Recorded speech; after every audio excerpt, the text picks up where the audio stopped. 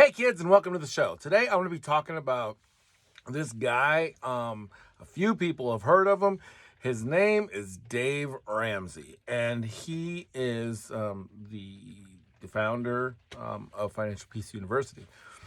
And we're going to be talking about what he misses and why I think it's not his ball to carry. Anyway, so full disclosure, a long time ago in a galaxy far, far away, my wife and I were Financial Peace University instructors. So we learned as we were going through the process, and we learned the techniques, and we taught the techniques.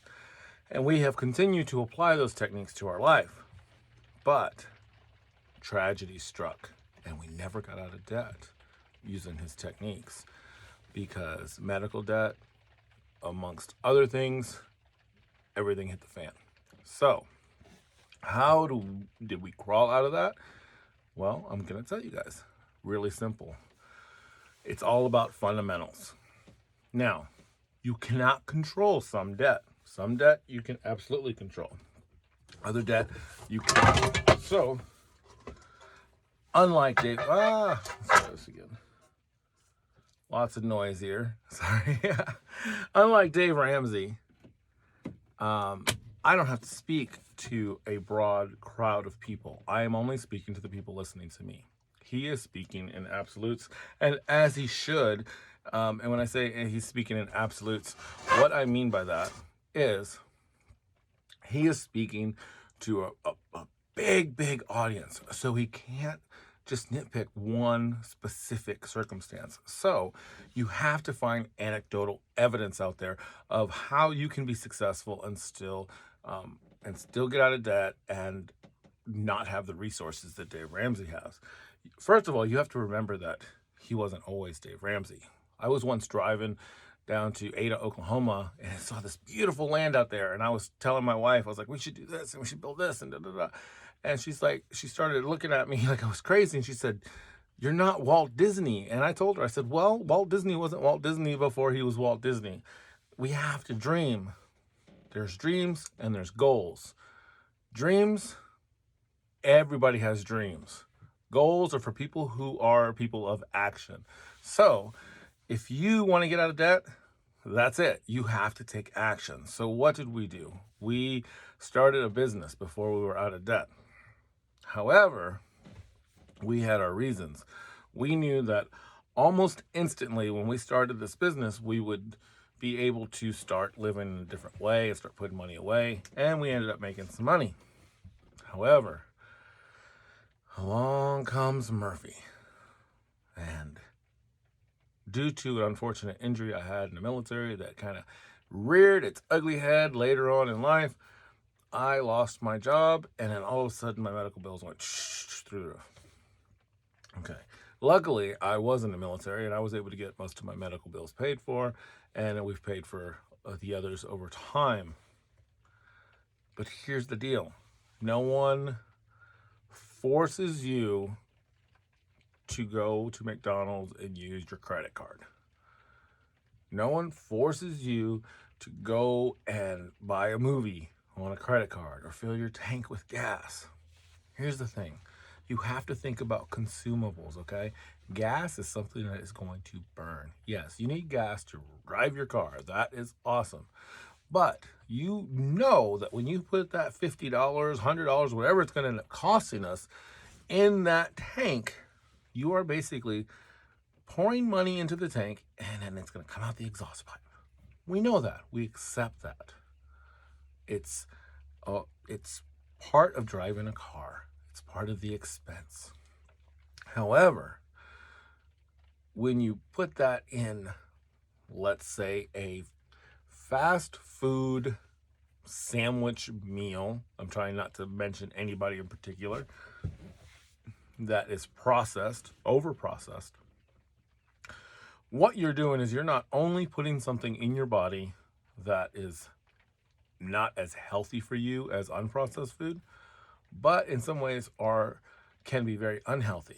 Not because it's unhealthy, but because the sheer amount that you're consuming, because it's this addiction cycle. So You eat that one hamburger and it's like, oh, that was so good. I'm gonna have another one. I'm gonna have another one. And all of a sudden you feel bloated and sick. Well, that's on you. You feel bloated and sick. Next time you don't eat 5 burgers, right? Well, financially, everything's got to be the same way too, okay? And again, I'm speaking from a place where we are not out of debt. We are going to be out of debt very soon. And we see that horizon, and it's pretty stinking awesome. And I want everybody to come over the hill with me. But you have self-imposed debt, which is using your credit card to buy Happy Meals or kids meals or whatever that is, and toys and little plastic stuff like Dave Ramsey says, little plastic stuff. Well, I'm gonna get into that. I bought a lot of plastic stuff for my kids, and I'm continuing to buy little plastic stuff for my kids while we're trying to get out of debt. And there's debt that's thrust upon you. In my case, it was not being able to walk and being confined to a wheelchair and losing both of our small businesses, not having a way to support my family, and basically losing my house, everything, okay? Got foreclosed on. You don't have money to pay a house. You don't have a house if you can't pay for it. That's just the way things go. And unfortunately, we're watching stuff. Things are not going to get better as far as the housing market's concerned. If you owe money on a house, just sell it. Just sell it. That's my advice. It could be wrong. Don't take my advice. I'm not a financial guy. I am an old military vet, disabled vet that just wants to get some good information out there. So you have the self-imposed debt. We're not talking about that. That needs to be in your snowball. It should never happen again. Pay cash, pay cash, pay cash, pay cash, or barter. I do a lot of bartering. And as a matter of fact, one of my businesses well, both of them were food trucks. One of them, I just ended up having to barter for it. I couldn't sell it at the time. And we ended up bartering some stuff for it. So that worked out for us. And we were able to get some equipment that we needed for our homestead. So we're here on our homestead. So how are we on a homestead? Because we were doing really well. We put a down payment on this property. We were going to throw it. We're going to invest in this land and build a house with no restrictions and have a good old time. And then Murphy tried to kill us again. Well, I was in a wheelchair. I have a mortgage and I have a property note. I should not have taken the property note, but I'm glad I did, because we had to choose. Do we go live someplace with a small payment that has no house on it? We scrounge our money together and buy whatever we can, like camper-wise, and just go park it? Or do we let that go, and then we try to save this house, which we have no income coming in, and we're going to lose anyway? So what we decided to do with the small income that we had was to just let the house go. We treated it well, so that way it could make a profit for whoever sold it. We weren't out there all pissed off. We overextended ourselves. And some people would say we didn't overextend ourselves, but we did. We overextended ourselves because we didn't have enough money to cover me being out of work for 2 years. We survived it because we stepped back. We sold the business. We used the cash. We paid everything we could for in cash. We still had a little property note, and we were building the house board by board. COVID hits, everything gets all screwy, but we've taken advantage of those COVID stimulus checks because they are money. They were money. So we took that money and we invested that. And we didn't invest that in the stock market, and we didn't invest that at the casino. We invested that in lumber. And we have continued to build our house. We invested in things. I invested a little bit in this channel to get some equipment upgraded. But basically, we started investing in ourselves. And yeah, we 5 kids. We 3 living with us, or 2 living with us, 1 about to be living with us. Right now, she's just living in her mommy's belly, but we've got 3 small children. I am on a disabled veterans income, fixed income, and in about 1 year to 1.5 years, I will be sitting on 5 acres of land, and I will be on my porch, hopefully sipping coffee with my wife, 100% debt-free, and I am making less than $45,000 a year. the least amount of money I've made in a long time, except when I was in ministry. That's a whole nother story. But it was really hard to get out of debt when we were making money because we were spending it. But it made it easy for us to get out of debt because, and here's the caveat, those businesses I talked about, those food trucks, even though we weren't completely out of personal debt, we never took on debt for those. We took on a couple investors that were really good people, and when health went, it just went, and they understood loss just as well as us, and we were able to keep our friendship, which is very hard. So if you ever take on a business partner, we were very clear that that we just split. I mean, it was just what it is. We both lost that money going into it, and that's kind of the way it was. So that wasn't a situation where I owed him money and he didn't owe me money. We hugged it out, and we're still friends. So because of that, and that makes a big difference now. If I'd had any other partner, so judge character, or judge that character, yeah. Any other partner, that could have been a problem, right? So the other business completely paid for. We sold it, and unfortunately it didn't work, and we sold the business, but the thing was, we didn't have any debt, so we didn't have any liens. We were able to trade titles back and forth and sign them and do this. And because we were making so little money, because everybody's like, oh, they're gonna tax the crap out of it. Well, if you're not making any money, Uncle Sam doesn't really tax you a whole lot. And when you sell a business, even though you get this money, you are gonna get taxed. You don't get taxed a whole lot if that's all the money you made for a year. So stop worrying about what Uncle Sam does. He's gonna, no matter what, he's gonna mess you over. Anyway, just do your thing. When you're talking about getting yourself out of debt, start off with 2 snowballs. And this is what Dave won't tell you, and this is why I say, and I'm not paid by Dave, so I don't care. It's not like he's going to sponsor my channel.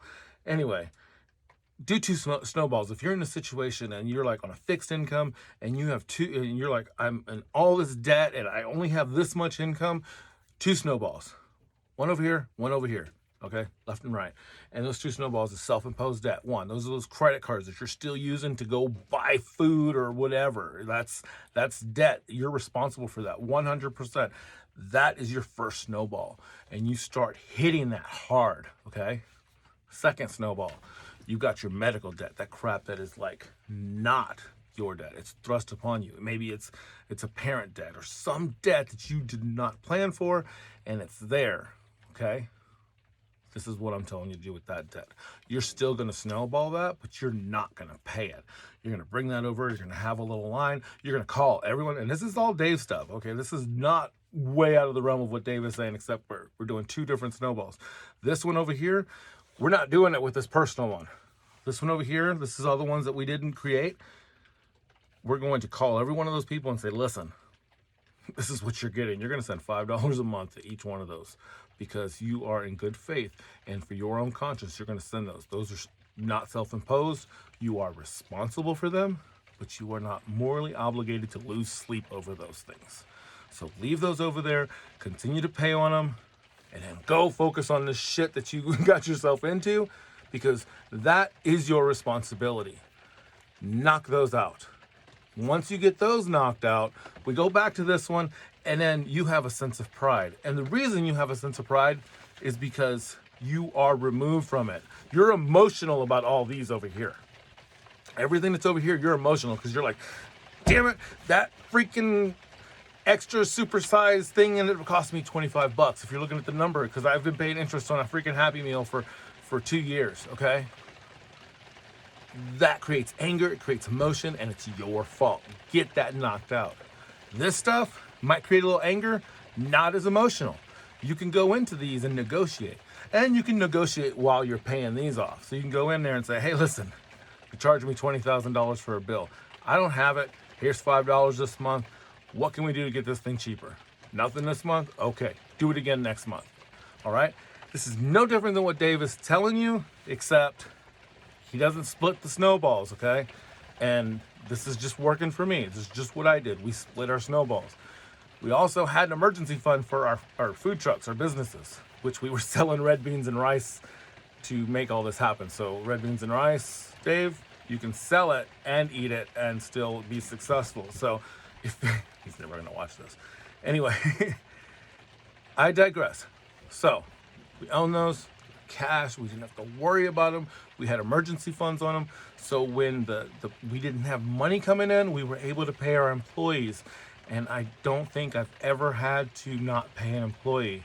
I think one time I had to ask an employee to wait a day because I just didn't have the money in the account. And by that I meant deposit your check today. You can't cash it at the bank. Can you just deposit it in your bank? I know it'll clear tomorrow because literally we were doing this event and putting the money in the bank.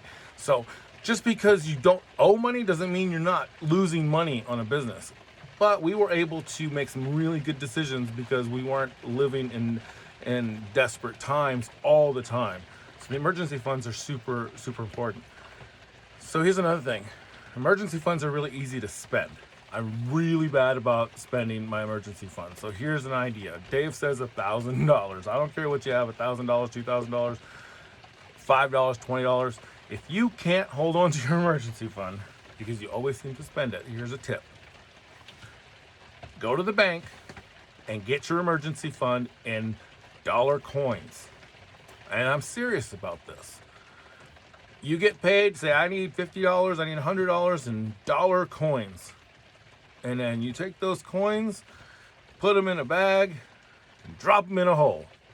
I mean, one you can get to, but drop them in a hole.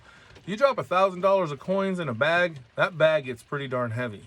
And it's really hard to spend $1,000 in coins. But if your family's about to lose it, your family's in trouble, you're going to pull those coins out and you're going to use them. Make it hard to spend the money if you're that type of person, and you'll keep it. So I suggest if you can't seem to get an emergency fund up, start $20 at a time, $10, $5, whatever. Do it in coins and make it hard to get to. Maybe do a tube or something in your house and you can just drop it inside the wall. If you ever need your money, you have to slam the wall open and you got 1,000 coins sitting in your wall. If you ever sell the house, somebody might really like that. But you get what I'm saying, guys. You need to make some habit changes. And that's what Dave's always talking about when he talks about, that it's not a math problem, it's a debt problem. Well, it can be a math problem, but it's also, like he's right, it's a behavior problem. Because when someone would rather not eat and not feed their family because they have to pay a medical bill because they were sick, has the wrong priorities. If you don't chase a credit score, your credit score for some reason goes up. Because when you're not spending money, they don't know what to do. And if you just have one account out there. So stop whining about the credit scores. I've quoted Dave 3 times this week because I told my mom sell her house. It's a seller's market. She sold her house. Boom. Done. Right? So I told her, I said, you got this money, you've got something to think about, right? What are you gonna do with it? Hold it, don't spend it. She doesn't even have it yet, but you know what I mean. It's, you get this chunk of money, what are you gonna do with it? You can either change your stars or you can continue to go. Another friend of mine might be coming into a stuffed ton of money, a stuffed ton of money, and I told him if that's the case, would he do this? In this case, it was a real estate issue. I'm going to talk about this because I want to talk about my personal financial stuff, but I'll talk about a friend that nobody knows of. But in this case, it's a real estate. So he's trying to decide whether or not he's going to do an Airbnb or if he's going to sell his house. I suggested he should sell his house because he's going to get more than market value. But he's still considering keeping the house, doing the Airbnb. Both are valid, no problem. Both are good decisions, okay? So you have to ask yourself, and this is what I asked him. I said, I hate to quote Dave, but Dave said this right. If you didn't own that house and you just had the money to buy the house, would you buy the house and make an Airbnb? And I said, don't answer me. Just think about it and talk to me later. That's it. That's the kind of advice I give to my friends. I don't try to give them answers, but I tell them what I would do. And I don't get mad if they don't do what I say, because I could be wrong. I've been wrong a lot in my life. And unfortunately, it takes that to become a little wiser. So for those of you guys that are thinking, I can't do it on a fixed income, I can't, the debt is just too big, it's insurmountable. It is if you approach it with that attitude. But like with everything else, as I went from not being able to walk to having a surgery and to going through physical therapy and now being able to walk again, I can tell you the only way you're going to get out of debt is you have to pay off the first bill. So if you're just thinking about surviving, you're not going to survive. If you're thinking of thriving, you need to get those bills knocked out. Get rid of them. You just get rid of them. Cut up the cards, cut up everything. We all are susceptible, and if you've done it before, you can get into it again. I'm fighting it. Right now we're doing a whole bunch of stuff, and we're building, and we're gonna be debt free. It's not as big a house as other people have, but guess what? It's ours. So I'm gonna walk barefoot on my grass next year, debt free, and thankful to the U.S. government for my disability, and hopefully I can do more once I lose a little bit more of this weight and continue to go towards a life of health, a life of love, and most of all, changing the stars of my children. So work hard, be kind.